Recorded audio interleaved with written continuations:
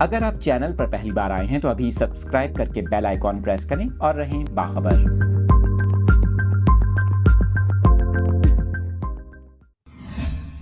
آپ کو بتا رہے ہیں، لاہور ہائی کورٹ کے جسٹس طارق سلیم شیخ نے عدت پوری کیے بغیر بیوی کی بہن سے شادی سے متعلق کیس کا 11 صفحات پر مشتمل تحریری فیصلہ جاری کر دیا۔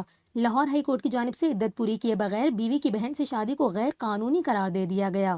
آپ کو بتائیں، فیصلے میں کہا گیا کہ عدت سے پہلے بیوی کی بہن سے شادی کرنا دو بہنوں کو بیک وقت نکاح میں رکھنے کے مترادف ہے۔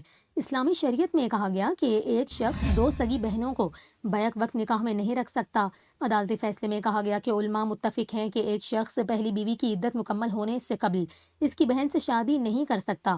لاہور ہائی کورٹ کے فیصلے میں لکھا گیا کہ پہلی بیوی کی عدت مکمل ہونے سے قبل اس کی بہن سے شادی فاسد تسلیم کی جائے گی۔ میاں بیوی پر لازم ہے کہ فاسد شادی کے بارے میں معلوم ہوتے ہی جلد ایک دوسرے سے علیحدہ ہو جائیں۔ اگر میاں بیوی ایسی شادی کو ختم نہیں کرتے تو قاضی کی ذمہ داری ہے کہ ان کی شادی ختم کرے۔